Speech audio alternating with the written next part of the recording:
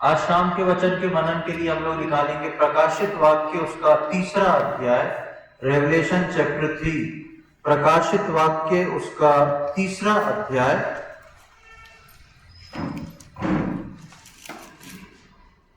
और उसकी 21वीं आयत। Revelation chapter 3 verse 21। जो जय पाए मैं उसे अपने साथ अपने सिंहासन पर बैठाऊंगा, जैसे मैं भी जय पाकर अपने पिता के साथ उसके सिंहासन पर बैठ गया। हम यहाँ पर देखते हैं प्रकाशित वाक्य में लिखा है, जो जय पाए उसको मैं अपने साथ अपने सिंहासन पर बिठाऊंगा। और प्रकाशित वाक्य में जो पत्र 7 कलीसियाओं को लिखा गया है 2-3 अध्याय में, उन 7 कलीसिया में ये बात सब कलीसिया में लिखी हुई है कि जो जय पाए, जो जय पाएगा उसके लिए अद्भुत चीजें हैं। यानी कि विश्वासी जीवन जो है वो एक जय पाने वाला जीवन है। विश्वासी जीवन जो है वो एक जय का जीवन है। प्रभु के वचन में हम जय पाने के जीवन को देखते हैं। वचन हमको बार बार जय का जीवन जीने को बोलता है कि हम प्रभु में जयवंत रहें, पर हम कई बार हारते हैं। पिछली बार भी हम देख रहे थे, हम कई बार जो है जय के जीवन में हारते हैं। हमारे लिए हर जगह पर जय को, हर कोनों में मसीह जीवन में जय को पाना जो है वो मुश्किल हो जाता है। कई बार हम ब्रेक कर जाते हैं, कहीं कहीं चूक जाते हैं और वो मसीह जीवन में हम लोग जो है जय नहीं पा पाते। फिर थोड़ा सा चलते हैं, फिर प्रभु ठीक ठाक करता है, फिर आगे चलते हैं। पर हम, जैसा मैंने बताया, कई बार हम हारते हैं और दुखी होते हैं, क्योंकि जैसा पौलुस बोलता है, मैं जो करना चाहता हूं उसे नहीं करता, पर जो नहीं करना चाहता वो मुझसे हो जाता है।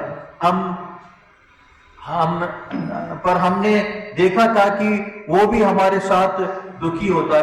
पिछले संडे हम इस बात को सुन रहे थे कि कैसे जय का जीवन पौलुस जीना चाहता है, और पौलुस इस बात को बोलता है कि जो मैं नहीं करना चाहता वो मुझसे होता है, जो मैं करना चाहता हूं उसको मैं छोड़ देता हूं, छूट जाता हूं। और पिछली बार हमने इस बात को भी देखा था कि जब ऐसा होता है तो प्रभु यीशु मसीह जो है वो भी, हमारा महायाजक जो है वो भी हमारे साथ दुखी होता है। लेकिन उस चीज में से बाहर निकलना बात अलग है, लेकिन जय पाना जो है बात अलग है। अपने पुराने स्वभाव में जय पाना, अपनी वो समस्या जिनको शैतान सम्मुख लेके आ रहा है, जिसमें हमको शैतान का सामना करते हुए प्रभु की बात को पूरा करना है, वो चीजें जो हैं उसमें जय पाना। तो एक जय पाने के जीवन को यदि आप देखें तो आपकी डेली लाइफ में सुबह से लेकर रात तक जय पाने की कई चीजें आती हैं। कहीं झगड़ा हो रहा है, आपको इंटरेस्ट भी आया, आप उसमें जाने पर थे, लेकिन आपने सोचा कि ये प्रभु का वचन मुझे नहीं बताता है, मैं उस स्थिति में नहीं जाऊंगा। ये क्या हुआ? उस परिस्थिति में आपने जय को पाया। कोई गलत बात है जिसके अंदर आपका मेल होना है, लेकिन आपने उससे पीछे हट गए, आप उस परिस्थिति में जय पा ली। कहीं आपकी किसी के साथ लड़ाई हो रही है, लेकिन आप शांत होके, आप कमजोर दिख गए लोगों को, उसमें क्या हुआ? आप दुनिया के सामने तो कमजोर हुए, लेकिन आपने अपने जीवन में जय को पाया। ये कई ऐसी जय हैं जो आत्मिक, इस छोटी छोटी हमारे जीवन से रिलेटेड हैं, और आगे चल के बढ़ते बढ़ते कई ऐसी आत्मिक चीजों में आती हैं। प्रभु यीशु मसीह की आज्ञाओं को पूरा कर नहीं पाए, उसमें हार गए, या प्रभु यीशु मसीह की दी हुई आज्ञाओं को पूरा करके उसमें मैं और आप जो हैं वो जय पाए। वो हमको फिर से उठाना चाहता है। कौन?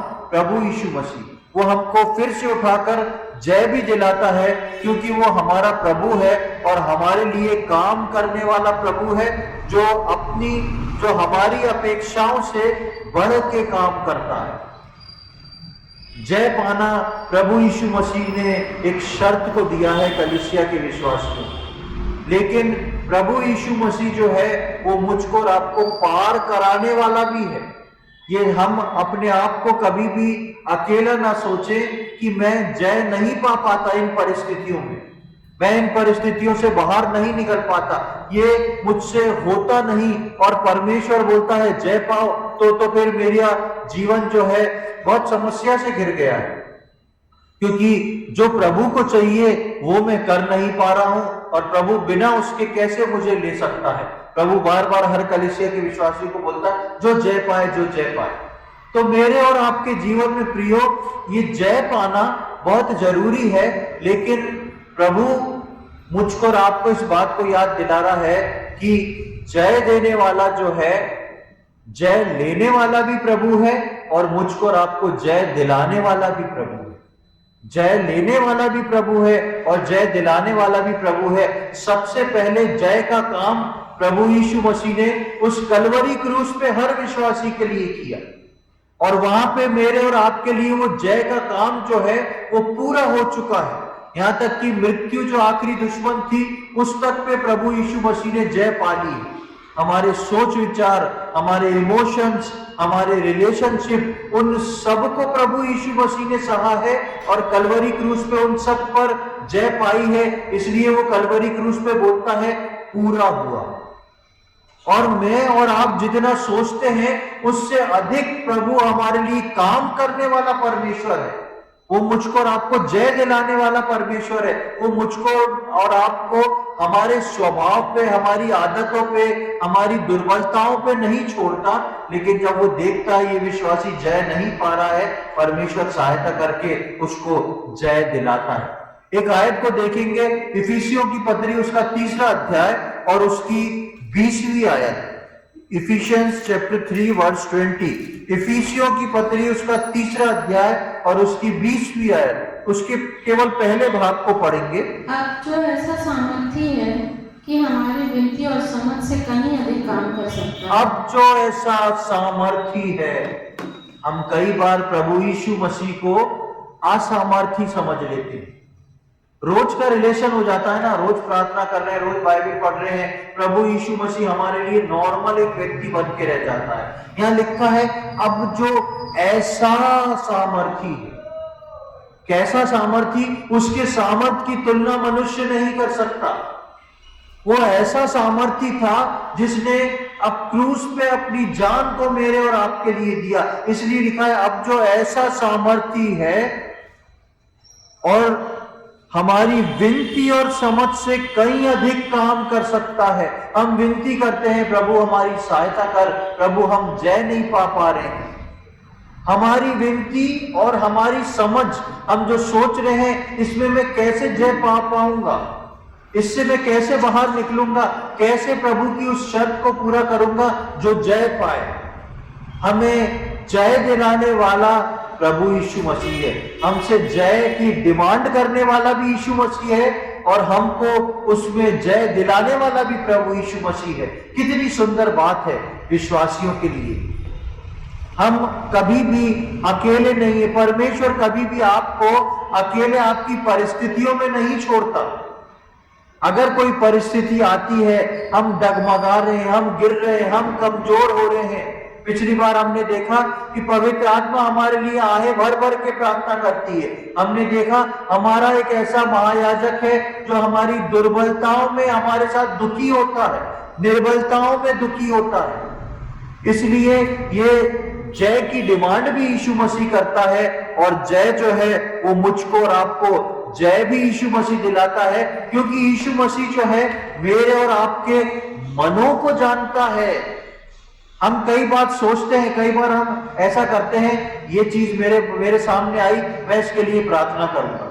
फिर कई बार प्रार्थना करने बैठते हैं तो लगता है क्या ये बात मुझे परमेश्वर से बोलना चाहिए, क्या इस बात के लिए मैं प्रार्थना करूं कि नहीं करूं, अभी थोड़ा रुक जाता हूं। ये सब चीजें कहां चल रही हैं? हमारे मन में चल रही हैं। और प्रभु क्या करता है?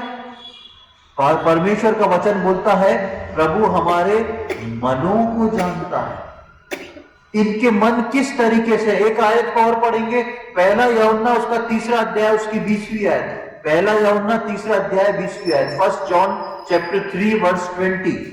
पहला यूहन्ना तीसरा अध्याय उसकी 20वीं आयत। क्योंकि परमेश्वर हमारे मन से बड़ा है और सब कुछ जानता है। हाँ, परमेश्वर हमारे मन से बड़ा है।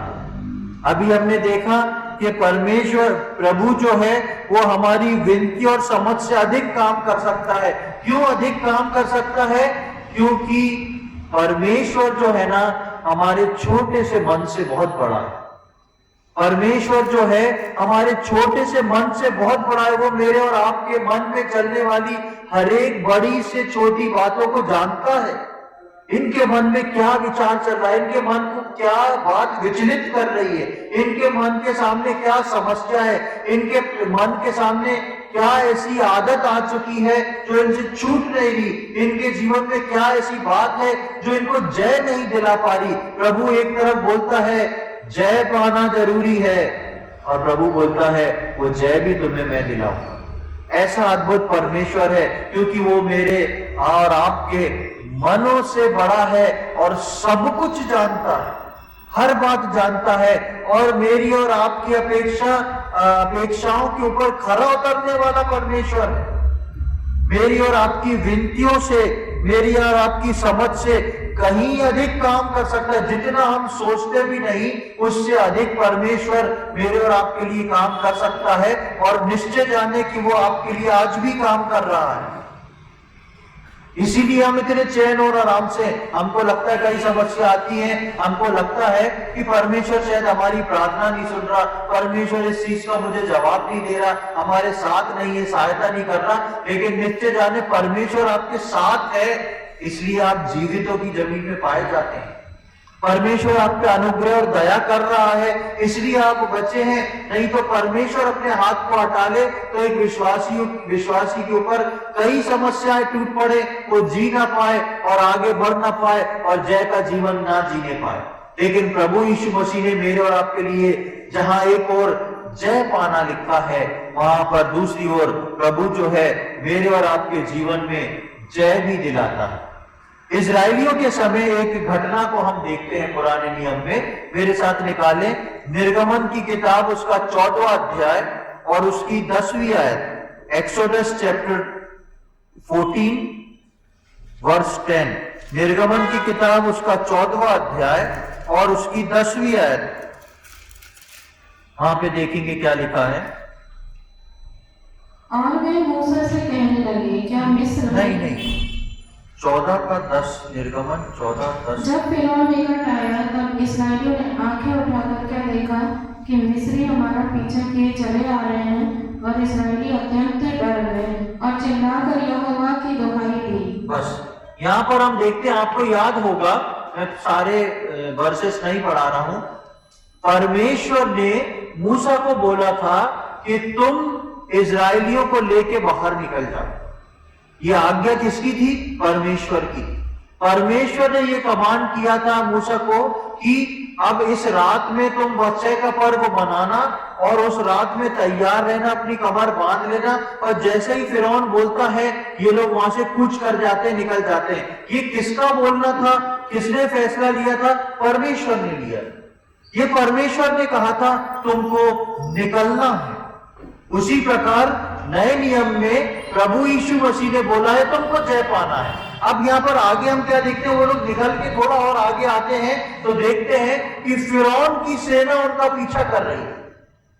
फिरौन की सेना उनका पीछा कर रही है, उनको मारने के लिए आ रही है और वो बहुत घबरा जाते हैं, वो दुखी हो जाते हैं, चिंतित हो जाते हैं कि अब फिरौन की सेना आके हमको मार देगी। उससे अच्छा तो था कि हम वहां चुपचाप उनकी गुलामी करते रहते, हम बचे तो रहते। उन्होंने भी सोचा होगा जब परमेश्वर को ऐसी समस्या में डालना था तो परमेश्वर ने क्यों हमको बोला कि तुम पार चले जाओ?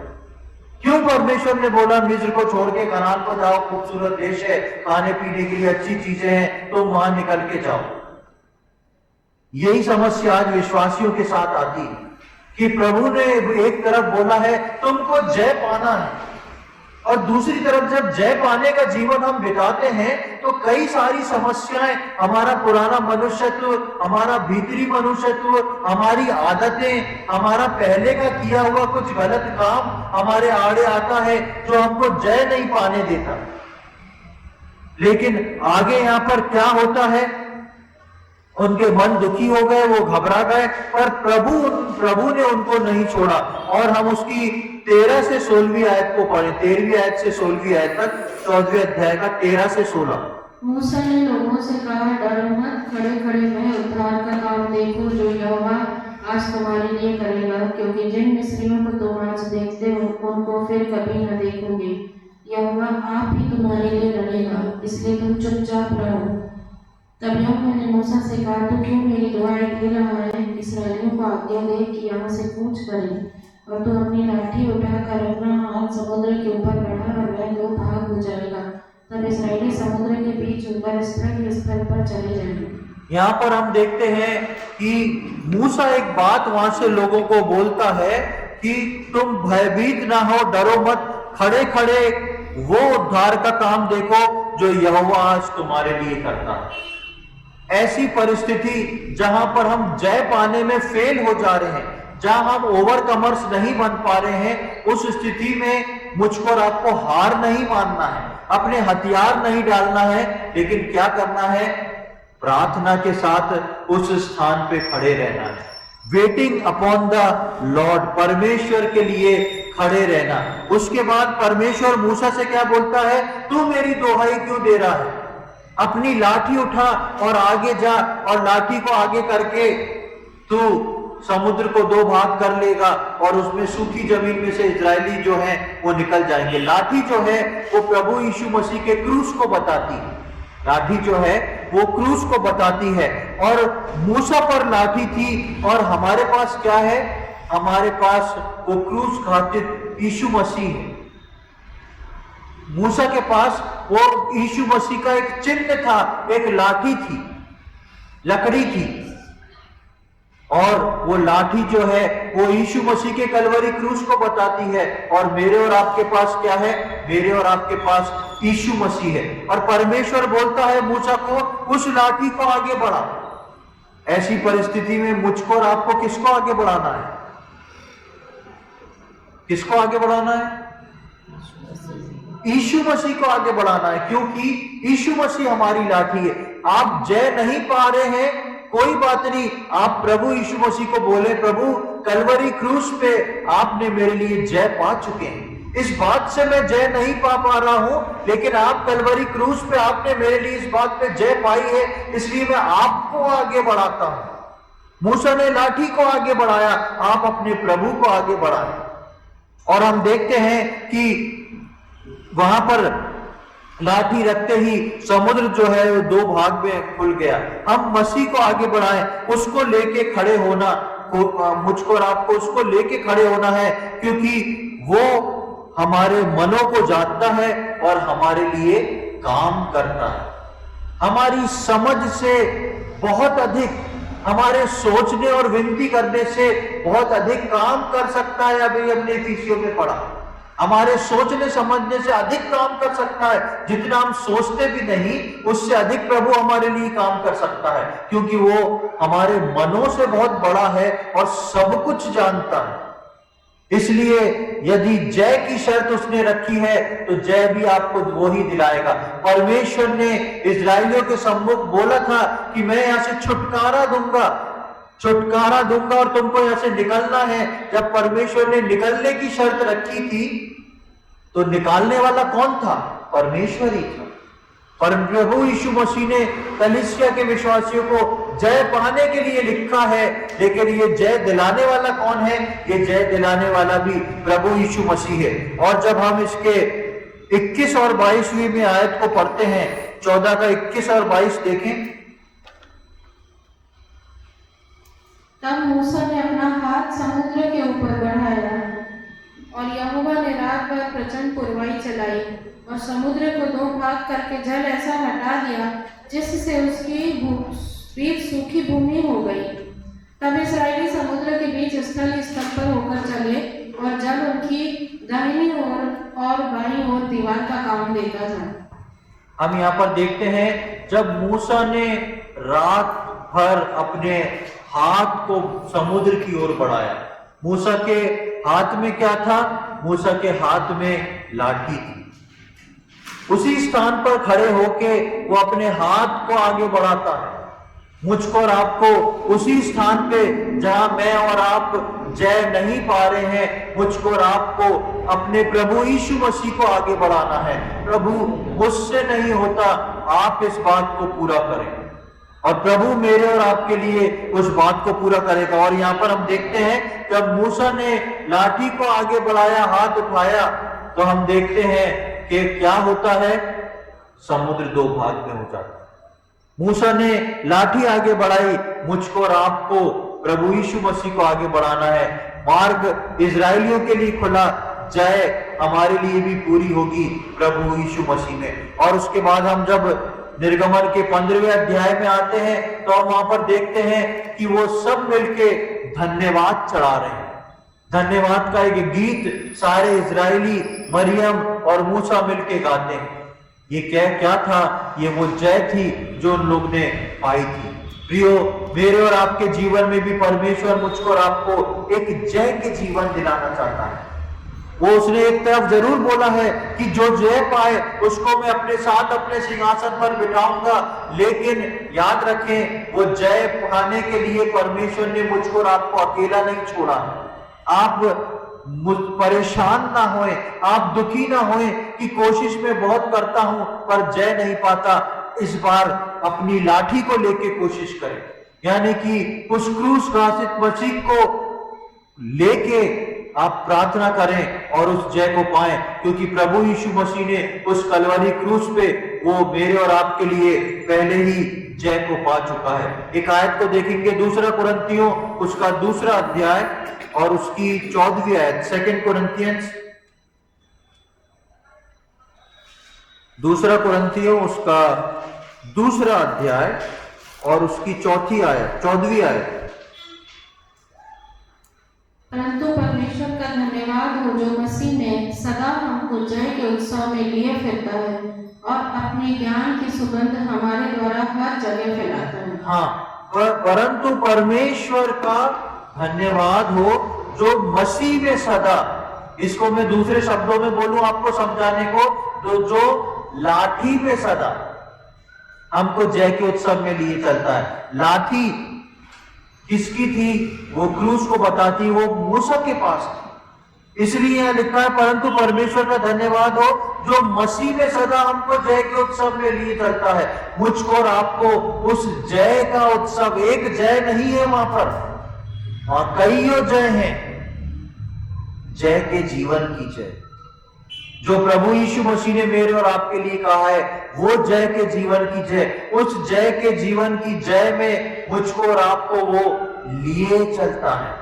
और परंतु परमेश्वर का धन्यवाद हो जो मसीह में सदा हमको, हमेशा, ऐसा नहीं कि ओकेजनली प्रभु काम करता है, हमेशा मुझको और आपको जय के जीवन में उस उत्सव में लिए चलता फिरता है और अपने ज्ञान की सुगंध हमारे द्वारा हर जगह फैलाता है। हम जब जय पाते हैं तो गवाह होते हैं, हम जब जय पाते हैं तो गवाही को देते हैं कि प्रभु ने मेरे जीवन में इस अद्भुत काम को किया, और हमारी उस गवाही से दूसरे विश्वासी जो हैं वो आनंदित होते हैं कि प्रभु ने जब इनको जय दी तो मुझे भी प्रभु जय दे सकता है।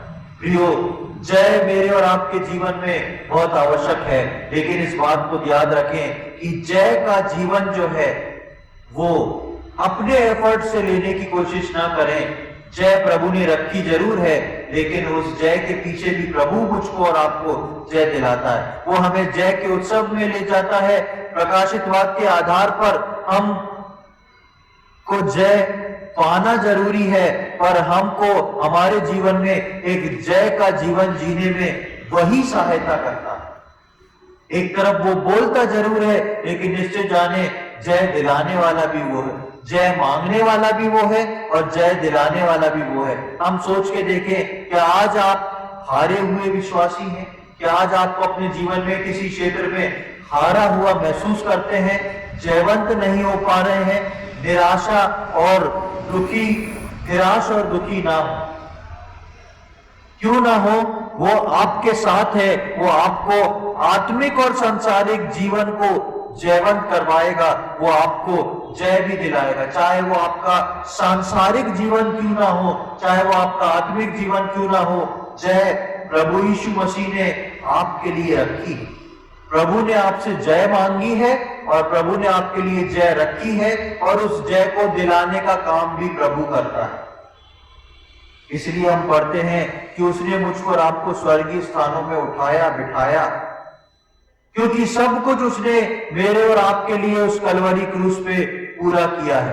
प्रियो, हम कभी भी निराश ना हो। जिस प्रकार पिछले संडे हम सीख रहे थे, मैं जो करना चाहता हूं वो कर नहीं पाता, जो नहीं करना चाहता वो मुझसे हो जाता है। उसके आगे एक जय का जीवन भी, जहां शरीर की लिमिटेशन है वहां आत्मा अनलिमिटेड है। प्रभु यीशु मसीह अपना आत्मा नाप के नहीं देता, लिखा है। हमारा शरीर जो है लिमिटेड है, उसकी कोई लिमिटेशन है, लेकिन प्रभु के दिए हुए आत्मा जो है वो अनलिमिटेड है हर व्यक्ति के लिए।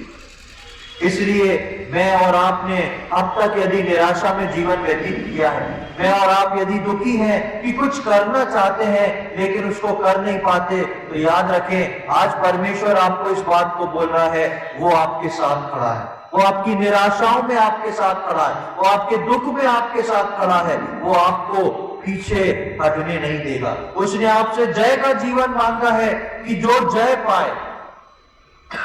आखिरकार यीशु मसीह ही है, वो मुझको और आपको जय दिलाएगा, क्योंकि वो इन सारी चीजों से जयवंत हुआ है। उसको मालूम है जय का जीवन कैसे जीना है और कैसे इनको जिला के पिता के सम्मुख, उसके सिंहासन के सम्मुख आना है। तो प्रियो, हम प्रभु का धन्यवाद दें, उसकी स्तुति आराधना करें, उसको धन्यवाद देके उसके चरणों में आए और नम्र और दीन होके, जहां जहां हमारे जीवन में ऐसे स्थान हैं जहां पर अब तक हम जय नहीं पाए हैं, हम प्रभु की हुजूरी में जाएं, प्रभु की उपस्थिति में जाएं और बोले, प्रभु इतना समय हो चुका है लेकिन इस बात पे मैंने जय नहीं पाई, मैं इस पे जय पाना चाहता हूं, आप मेरी सहायता करें। मैं उस क्रूस को उठा के आपके सम्मुख लेके आया हूं, उस लाठी को लेके आया हूं। जैसे आपने इजराइलियों के जीवन में अपने कथन को पूरा किया, वैसे ही मेरे जीवन में इस कथन को पूरा करके मुझको जय का जीवन दिलाए।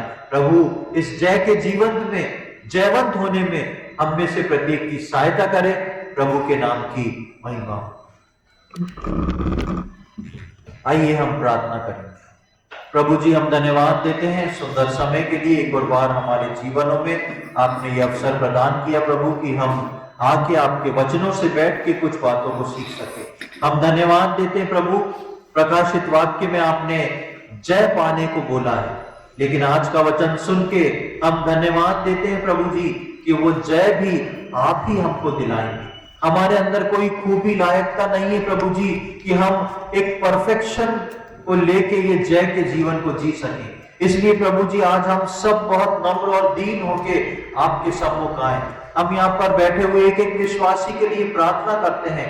यदि किसी के जीवन टूटे हुए हैं, यदि किसी के जीवन में निराशाएं हैं क्योंकि वो जय नहीं पाए हैं अब तक किसी कई चीजों में, प्रभु हम एक एक विश्वासी के लिए विनती प्रार्थना करते हैं, आप उनको जय का जीवन दें। हम प्रभु जी उस लाठी को उठा के उस क्रूस के छांव में आके आपका वेट करते हैं प्रभु जी, आपकी उपस्थिति को चाहते हैं। आप हमारे जीवन में आके प्रभु जी वो जय आप दिलाएं। प्रभु जी हम 100 गुना फल लाने वाले हो सके, हम जयवंत हो सके। प्रभु हमने वचन में पढ़ा, आप हमारे मनों को जानते हैं, आप हमारी अपेक्षाओं से, हमारी विनती प्रार्थनाओं से कहीं अधिक बढ़ के काम करने वाले परमेश्वर हैं और आप हमको सदा जय के उत्सव में लिए चलते हैं। हम धन्यवाद देते हैं। हम एक एक विश्वासी को आपके हाथों में सौंपते हैं प्रभु, हम सबको वो जय का जीवन दे, जयवंत करें प्रभु जी और उस जय के उत्सव में लिए चले। हम आपने हमारी प्रार्थना को सुना, उसके लिए धन्यवाद देते हैं। आज के सुंदर अवसर के लिए हम धन्यवाद देते हैं। ये सारी बातें अपने उद्धारकर्ता प्रभु यीशु मसीह के पवित्र और मीठे नाम से मांगते हैं, आमीन।